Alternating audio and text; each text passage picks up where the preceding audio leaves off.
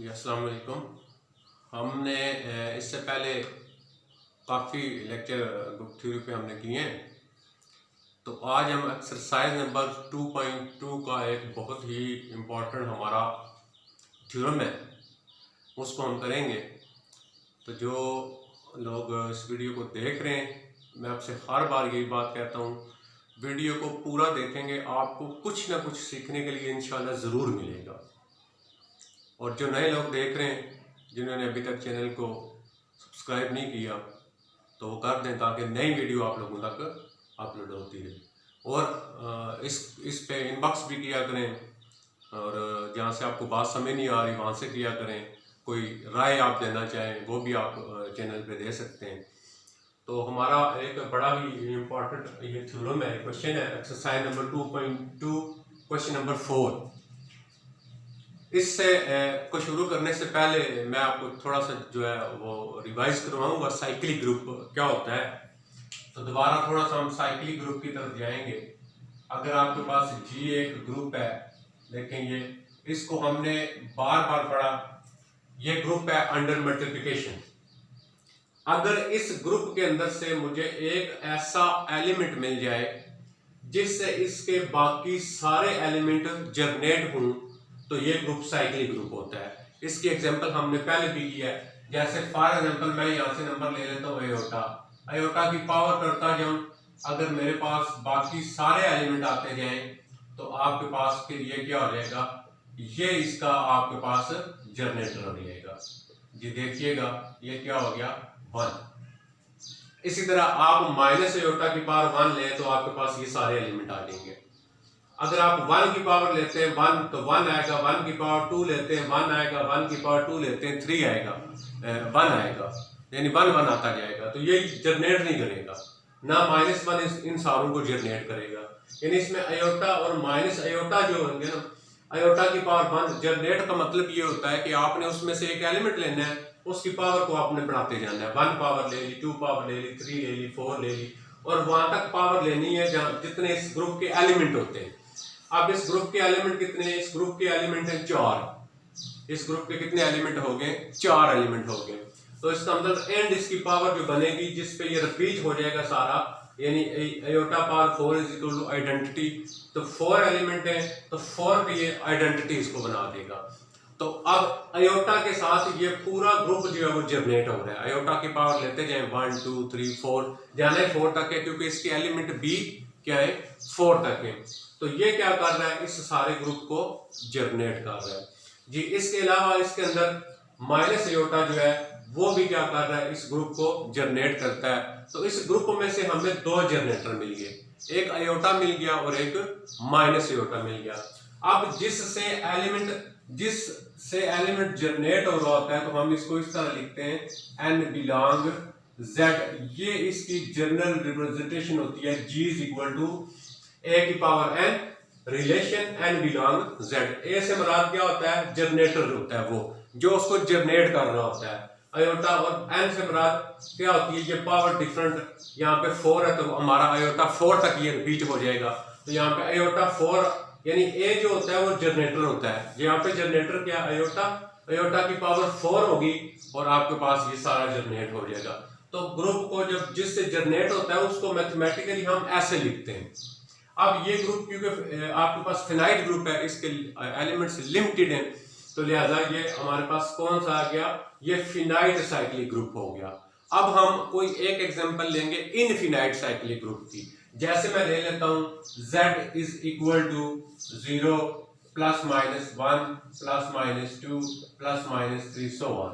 ये इनफिनाइट एक ग्रुप है। ये अंडर एडिशन भी ग्रुप होता है, अंडर मल्टीप्लिकेशन भी ग्रुप होता है। अगर आप इसमें से 0 को इस सेट में से निकाल देते हैं तो फिर ये अंडर मल्टीप्लिकेशन क्या हो जाता है? ग्रुप हो जाता है जी। अब हम इसमें देखेंगे कि इस ग्रुप का जो जनरेटर है वो क्या है। अंडर एडिशन इसको मैं चेक करूंगा कि इस ग्रुप का जनरेटर क्या है। अगर आपके पास ग्रुप अंडर मल्टीप्लिकेशन है तो फिर जनरेटर पावर लेके आपने करना होता है। अब ये वाला ग्रुप मैं कह रहा हूं ये अंडर एडिशन ग्रुप है, तो मैंने इसका जनरेटर निकालना है।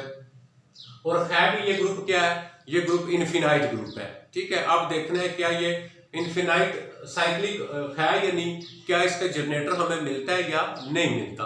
अभी देखें, अगर इसके साथ मैं यहाँ पे डिफरेंट नंबर लगाता जाऊं एन ए, जब एडिशन के लिहाज से जनरेटर फाइंड करना होता है तो एन ए यूज करते हैं, पावर नहीं लेते हम।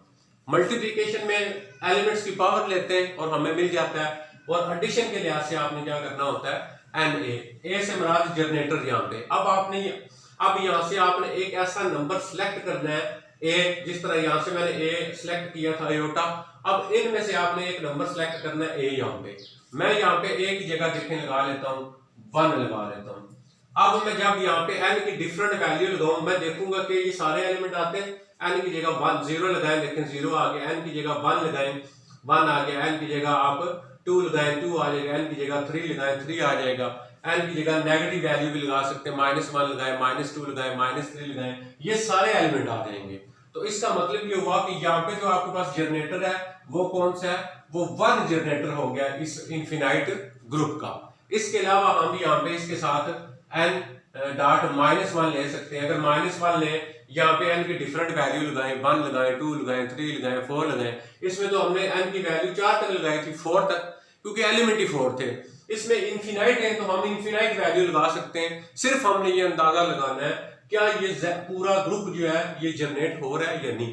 तो आप अगर 1 लगाते हैं n डॉट 1, तो 1 की जगह आप n की जगह वैल्यू लगाते जाए, देखें ये सारा आता जाएगा। इधर भी n की जगह वैल्यू लगाते जाएंगे, ये पूरा ग्रुप आता जाएगा। एडिशन के लिहाज से आपने जनरेटर को एन ए लिखने की याद रखनी है बात, और मल्टीप्लाई के लिहाज से जनरेटर जो नंबर एलिमेंट लेना होता है उसकी पावर लेते हैं। तो अब ये वाला जो ग्रुप है वो इनफिनाइट ग्रुप है, और ये जनरेट हो रहा है किससे, 1 एंड -1 से। तो इसका मतलब ये हुआ कि ये साइक्लिक ग्रुप हो गया है। तो अब हम थ्योरम की तरफ आते हैं, और इस देखें ये है भी साइक्लिक, है भी इनफिनाइट, तो इसके जनरेटर भी हमने कितने निकाले, 1 एंड -1। इसके अलावा आपको उसका कोई भी जनरेटर नहीं मिलेगा जो इस ग्रुप को जनरेट करेगा। क्लियर हो गया जी। तो अब हम चले जाते हैं कि जो भी इसका मतलब ये इनफिनाइट ग्रुप था, तो जो इनफिनाइट ग्रुप होता है उसके कितने जनरेटर होते हैं, एट लीस्ट 2 जनरेटर, 2 जनरेटर उसके जरूर होते हैं जी। यही हमारा एग्जैक्ट थ्योरम है जिसको हमने पढ़ना है। Show that infinite cyclic group has exactly 2 distinct generator. ये देखिए इनफिनाइट साइक्लिक ग्रुप है और इसके 2 जनरेटर हैं, 1 एंड -1, दोनों क्या है, डिस्टिंक्ट हैं जी। इसको हमने प्रूव करना है जी। क्या, first let G be a infinite cyclic group. जिस तरह मैंने ये इनफिनाइट साइक्लिक ग्रुप लिया, let G be a infinite cyclic group, then for some a belong G. देखें जैसे मैं फॉर एग्जांपल मैं इसको जी ले लेता हूँ, ये G be a infinite cyclic group for some a belong G. A belong G मैंने क्या लिया, मैंने 1 बिलोंग जी लिया है, देखें 1 लिया है। तो then A belong G such that, जब ए बिलोंग जी लिया है तो मैंने बेसिकली वो एक जनरेटर लिया है। जैसे यहाँ पे मैंने 1 जनरेटर लिया है, तो ए मैंने जनरेटर ले लिया उसका, तो जी इज इक्वल टू ए की power m, m belong z। इस तरह होता है। देखें ये नोटेशन मैंने आपको बताई थी। अगर ये ए जनरेटर है तो इसको हम क्या लिखेंगे, ए की पावर n बिलोंग z। यहाँ पे मैंने क्या लिया, ए मैंने इसका जनरेटर लिया है इस ग्रुप का, तो ए की power m relation m belong z। और यहाँ पे आपने अब ये नहीं सोचना कि मैंने इसको n a क्यों नहीं लिखा, मैं जस्ट जनरल बात यहाँ पे लिखूंगा जो आपके पास आएगी। तो ए की power m, m belong z। Clear हो गया जी। यानी आपने जी ए ग्रुप लिया है, उस ग्रुप में से आपने क्या किया, एक एलिमेंट लिया है जो उसका जनरेटर है। अब जब वो एलिमेंट उसका जनरेटर है तो आप उसको क्या लिखेंगे, ए की power m relation m belong z आपके पास हो गया। अब आप a की पावर m को देखें इस तरह लिख सकते हैं, a की power m is equal to a की पावर -1 -m। देखिए वही बात होगी, माइनस और माइनस प्लस, यानी a की पावर m को आप यहाँ पे इस तरह लिख, यहाँ पे m की जगह आप n भी ले सकते हैं, कोई ऐसा प्रॉब्लम नहीं है। अब आप a की पावर m को क्या लिख सकते हैं, a की पावर -m और -m, देखिए कैंसिल होके यही आएगा। अब a की पावर m किसके इक्वल हो गया, a की पावर m की जगह यहाँ पे वैल्यू लगाएंगे, देखेंगे। इसका मतलब ये हुआ कि जिस तरह a की पावर m a जनरेटर था ग्रुप का, अब यहाँ पे बन गया a की पावर -m, अब a -1 इस जनरेटर हो गया।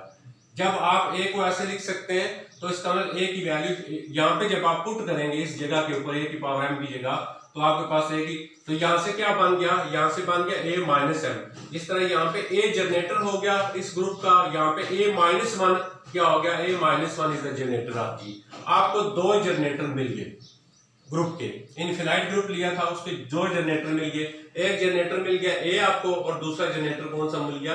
Thus if a is a generator then a inverse is also generator of G. आपको दो generator, G has at least two generator, दो जनरेटर हमें मिल गए। अब हमने ये प्रूव करना है कि ये दोनों जो जनरेटर है वो डिस्टिंक्ट है, मुख्तलिफ है, इसको हमने प्रूव करना है जी। इसके लिए क्या करेंगे, अब दो तो मिल गए, मैं सपोज करता हूं इसमें से मैं तीसरा जनरेटर ले लेता हूं। No suppose c belong G, मैंने सी बिलोंग एक तीसरा जनरेटर जो है उसमें से मैंने क्या किया वो ले लिया है। No suppose c belong G is the generator of G, क्योंकि दो तो मिल गए, वो कहता है सिर्फ दो होते भी डिस्टिंक्ट है। अब हमें दो जनरेटर तो मिल गए, अब हमने ये देखना है कि ये दोनों जो होंगे वो आपके पास डिस्टिंक्ट है जनरेटर, या ये दोनों जनरेटर जो है वो आपके पास क्या है, सेम है। इसको हमने यहाँ पे क्या करना है, अभी चेक करना है। सिर्फ आपने क्या करना है, इसको चेक करना है। तो आप इसके लिए क्या करेंगे, इसके लिए आप क्या करेंगे, no suppose c belong G is generator of G. आपने तीसरा जनरेटर ले लिया। अब जब जनरेटर है ये तो उसको क्या लिखेंगे, सी के बिलोंग, देखा जिस तरह ये ए जनरेटर था A M M belong Z. तो अब क्योंकि एम ले लिया, आप कोई और पावर आप लेंगे तो जी इज इक्वल टू सी के बिलोंग जेड, ये इसका क्या हो गया, जनरेटर हो गया। अब देखें सिंस ए बिलोंग जी, हमने ऊपर ये कहा हुआ था कि ए बिलोंग जी, देखें ए बिलोंग जी, फिर किसी एक इंटीजर के, देखें मैं जब यहाँ पे कहता हूं, मैं यहां से जब ये कह रहा हूं कि अयोटा बिलोंग जी, मैं कहता हूं अयोटा बिलोंग जी, तो फिर इसका मतलब क्या होगा, अयोटा की कुछ पावर होगी, तो हम उस पावर को हल करेंगे तो क्या आ जाएगा, ये एलिमेंट नहीं आ जाएगा।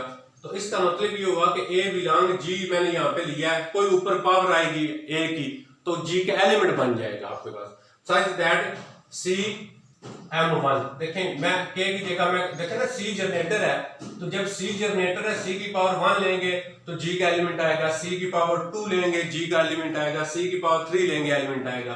तो मैंने क्या कर लिया है, मैंने सी की पावर M1 यानी कोई पावर है उसकी M1 ले ली, तो क्या आना चाहिए, ए का एलिमेंट आना, जी का एलिमेंट आना चाहिए, तो वो मैंने क्या लिया, ए बिलोंग जी, ऊपर लिया जी बिलोंग। मैं लेट कर लेता हूं जो सी की पावर लेने से आता है वो ए है।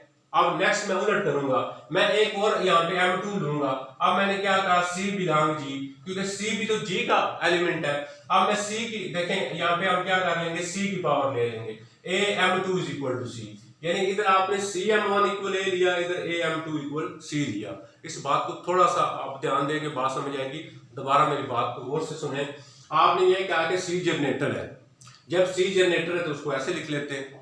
अब हमने देखें क्या कहा, हमने ये कहा है कि जो ए था एलिमेंट वो कहां पे है, देखें हमने ये कहा था कि G इज इक्वल टू ए जी के अंदर भी है, सी भी है और सोन एलिमेंट होंगे। हमने यहाँ पे लिख दिया ए बिलोंग जी। अब जब मैं क्या करता हूं, मैंने सी को जनरेटर माना है, मैं सी की पावर लेता हूं 1, कुछ ना कुछ एलिमेंट आएगा। मैं सी की पावर 2 लेता हूं, कुछ ना कुछ हो सकता है ए आ जाए। मैं सी की पावर 1 लेता हूं, हो सकता है ए आ जाए। तो जब मैं क्या करता हूं, इसकी यहाँ पे पावर लेता हूं कोई इंटीजर, जैसे a belong G M1 belong Z such that c M1 यहाँ पे लूंगा तो हो सकता है ए आ जाए। अब मैं क्या कहूंगा, क्योंकि सी भी इसका एलिमेंट है जी का, क्योंकि जी से लिया हुआ हमने, जी के जनरेटर है ना तो जी से लिया हुआ है, सी बिलोंग जी। अब M2 कोई पावर ले लेते हैं ए M2, क्योंकि ए भी तो जनरेटर है ना। अब आपने क्या किया, ए M2 इज इक्वल टू क्या ले लिया, सी। हो कहता हो सकता है कि ए के ऊपर 1 ले या 2 ले या 3 ले तो सी भी आ सकता है, ये आ गया जी। क्लियर हो गया।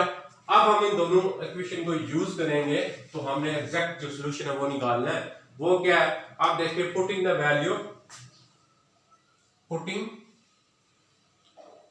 वैल्यू ऑफ सी इन 1। देखें ये सी की वैल्यू 1 में पुट करें, क्या आ जाएगा आपके पास, ए M2 और ऊपर क्या है M1 इज इक्वल टू ए। ये वैल्यू देखें सी की जगह यहाँ पे लगा दी। अब क्या हो जाएगा, ए M2 M1 is equal to A1, नीचे M1 M2 is equal to 1। Base है वो तो पावर्स को इक्वल करते हैं। अब मुझे बताएं यहाँ पे M की जगह क्या लगाऊं कि आंसर 1 आएगा। M की जगह 1 लगाएंगे, 1 1 लगाएंगे तो आंसर 1 इक्वल होगा ना। देखें तो इसका मतलब क्या हुआ, यहाँ से आपके पास m1 इज इक्वल टू 1 लगाएंगे, m2 इज इक्वल टू 1 लगाएंगे। आप देखिए जब आप यहाँ पे 1 लगाते हैं ना, 1 और 1, m की जगह m1 की जगह 1 और m2 की जगह 1, फिर 1 इक्वल 1 आएगा। तो इसका मतलब आपको m1 1 मिल गया, m2 भी क्या आपके पास होना चाहिए, 1 होना चाहिए। और दूसरा क्या होना चाहिए, m1 इज इक्वल टू -1 और m2 इज इक्वल टू -1। अगर आप दोनों -1 रखें तब भी ये 1 हो जाएगा, क्योंकि माइनस में माइनस मल्टीप्लाई करते हैं प्लस हो जाते हैं। क्लियर हो गया जी। अब देखें हमारे पास m की डिफरेंट वैल्यू आ गई। अब हम ये रखेंगे यहाँ पे put m is equal to 1 in equation number 1। देखें m की जगह आप यहाँ पे 1 लगाएं तो आपके पास क्या आ जाएगा, c is equal to a। m की जगह जब 1 लगाया तो c is equal to a हो गया। अब आप क्या करें, यहाँ पे आप फिर दोबारा जो है m2 की जगह आप -1 लगा लें। आप यहाँ पे लिखें put m2 is equal to -1, इधर लगा लें तो आपके पास a -1 is equal to c। यानी जस्ट आपने वैल्यूज पुट करनी है, यहाँ पे कोई भी आप दो चेक कर सकते हैं, पॉजिटिव एक नेगेटिव। आप देखते हैं c is equal to a, c is equal to a inverse. हमने कहा था c जनरेटर है, तो c किसके इक्वल आ गया, a के इक्वल आ गया। c किसके इक्वल आ गया, a इनवर्स के इक्वल आ गया। इसका मतलब क्या हुआ, a और a इनवर्स जनरेटर है, क्योंकि c इक्वल a है, c इनवर्स है। तो हमें दो जो हमने यहाँ पे सिलेक्ट किए थे, a इनवर्स और a, c इक्वल उसी की आया, लिहाजा यही दो आपके पास एग्जैक्ट जो उसके जनरेटर होंगे वो होंगे। क्लियर हो गया जी, बहुत शुक्रिया, अपना ख्याल रखिएगा।